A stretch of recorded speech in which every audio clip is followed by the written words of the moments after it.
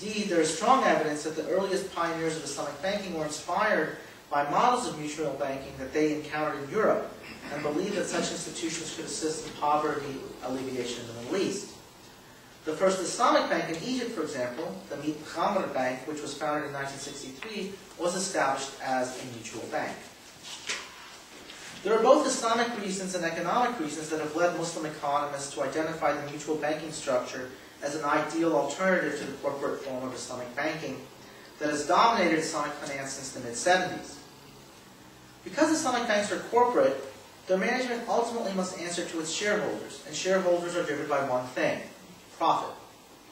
The imperative of the shareholder-owned corporation to seek out every opportunity for profit thus creates, at an institutional level, the demand for Sharia arbitrage, i.e. the demand to mimic conventional banking products using the form of Islamic law. The demand of shareholders that the corporation be profitable also leads its managers to seek out riskier and riskier investments, putting the savings of depositors or investment account holders at risk with no corresponding gain to those account holders. The mutual structure, on the other hand, solves both of these pathologies of corporate behavior. Because the depositors are also the shareholder owners of the bank, management answers to the depositors or the investment account holders rather than third-party shareholders. And because the bank exists primarily to meet their needs for credit, there is no need to push the boundaries of what is considered permissible by the Sharia in order to pursue increased profits. In addition, because management answers to the account holders rather than profit-seeking shareholders, managers are unlikely to invest the bank's capital in any risky projects. In addition, mutual banks, relative to corporate banks, are more likely to provide the kind of financing that could be effective in ameliorating poverty. Eligibility for credit is restricted to depositors of the bank, so the bank will already be in a good position to determine their creditworthiness. And they may already be embedded in a community where issues such as personal reputation can mitigate the incentive of the borrower to divert debt capital from its intended productive use to personal consumption. Finally, from a religious perspective, the use of a mutual ownership structure alleviates the traditional Islamic objections to conventional finance, namely that it engages in riba, unlawful gain, by profiting from the extension of credit, or that it attempts to exploit information asymmetries, gharar, for profit. Because mutual banks are not for profits, these traditional objections to conventional finance are mooted. The obvious source of capital for an Islamic mutual bank is the savings of local communities. But these could also be supplemented using aid from donor groups to help create a sustainable model of mutual banking. While these economic arguments on the virtues of mutualization of financial intermediation exist primarily in the realm of economic and financial theory, some Muslim charities, in fact, have attempted to implement this model of community banking and thereby provide a particularly Islamic model of microfinance that avoids interest-based lending. One such example that I found involves a group of Muslim rice farmers in Sri Lanka working in conjunction with an international Muslim charity. The first step in this financing was the formation by the farmers themselves of a farmers cooperative. The farmers cooperative would acted as an intermediary between the individual farmers in the community and the charity who was acting as the lender. Organization of the farmers, this was a condition that the charity imposed on the farmers for their assistance, is important for several reasons. First, it allowed the charity to have a reliable source of information regarding pricing, because the charity wanted to set up a market-based transaction that would be sustainable, right? Not just give the farmers a subsidy. And so they needed information on the operations of the market that could only be reliably gained from the farmers themselves. To do that, you needed to organize the farmers. So that was the first step in this transaction. Second, having a farmers co-op or farmers organization was crucial for another reason, to reduce transactions costs. In this situation, you have lots of farmers with very small holdings. If the charity had to contract with each individual farmer, it would be prohibitively expensive. By forcing the farmers to organize themselves, those transactions costs were reduced from the perspective of the charity and borne by the beneficiaries, the farmers themselves. Right? Third, it provided a communal mechanism for monitoring borrower behavior. Again, one of the big problems in debt financing is that the borrower takes the money and uses it to buy TV rather than plant crops, right? Having a communal organization that organizes the farmer helps create a monitoring mechanism of the farmers themselves and can rely on their own moral sensibilities of communal solidarity to help prevent that from happening.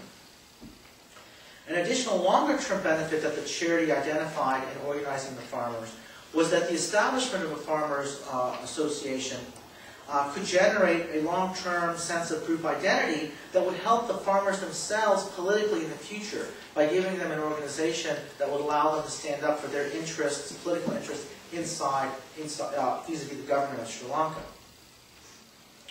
So after the farmers were suitably organized into an association, the charity then entered into a forward contract with the Farmers Association for the purchase of a predetermined quantity of rice using a market-based price that was calculated to be sufficient to cover the farmers' growing expenses. This forward contract, known in Islamic law as Bay' as-Salam, was the classical contract for financing agricultural production. In this classical form, the financier would purchase a specified amount of the farmer's crop, payable in advance, thereby giving the farmer the capital necessary to farm his land. The farmer, in turn, undertook to deliver a specified quantity of his crops to the financier at the time specified in the contract. Because the financier in this example is a not-for-profit institution, it has no incentive to drive a hard bargain with the farmer. Accordingly, the charity agreed to purchase the farmer's output at a price more or less equal to the average price of rice in the local market throughout the year, thereby solving one of the biggest structural problems facing poor cultivators in a country like Sri Lanka. While the price of rice is dear at the time of planting, due to its relative rarity, it's quite cheap at the time of harvest, right? And for that reason, farmers' annual expenses generally are above cost, but the price they receive for their crops are below cost because they sell at a time of abundance, but they purchase at a time of rarity, right? A forward contract with a not-for-profit intermediary can break this cycle because the not-for-profit intermediary has no need to procure the rice from the farmers at the lowest price possible because it's not a profit-maximizing firm. As a result, farmers' incomes are enhanced by the use of this forward contract relative to a world in which the individual farmers sold their crops individually at the time of the harvest. At the same time, the charity required the farmers to pay, or discussed with the farmers, it's not quite clear, that they would have to pay zakat, a kind of Islamic tithing, which for agricultural products is equal to either to 5% or 10% of the harvest in excess of a certain amount. And this zakat would be contributed to the Farmers Association in order to build up the equivalent of a reserve fund that could be used to assist individual farmers in need or to tide things over when there's a bad harvest. Pursuant to the forward contract, of course, the charity finds itself the owner of a substantial quantity of rice. So this raises the question of what does the charity do with this rice that it's purchased? Here, the charity entered into a second contract with a local rice miller, this time using the partnership of Mubarak. Pursuant to the terms of this partnership, the miller processes and sells the rice, and the profits are split 50-50 between the miller and the charity. The charity in turn takes its profits from the Mudaraba, and after covering its costs, the purchase price of the rice, right, any surplus it has, it deposits with the Farmers Association Reserve Fund. What is important to note about this experiment in microfinance, at least according to the authors of the paper who describe it, is that it is entirely sustainable after the initial contribution of capital by the charity in the form of the Salam contract, the forward contract. All prices are market prices. Now, in this case, the charity did give the farmers a slightly favorable price for their rice, but it was not so favorable as to preclude the possibility of profit on the sale of the rice in the cash market.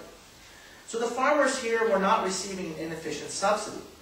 Instead, they are receiving better credit terms from the charity, which, because of its not-for-profit character, is happy to allow the farmers to retain a larger share of the surplus, the economic surplus generated by rice farming. And while the authors describe the zakat component of this project as having met with mixed results, I would argue that insistence on its payment seems reasonable to assure sustainability of the venture.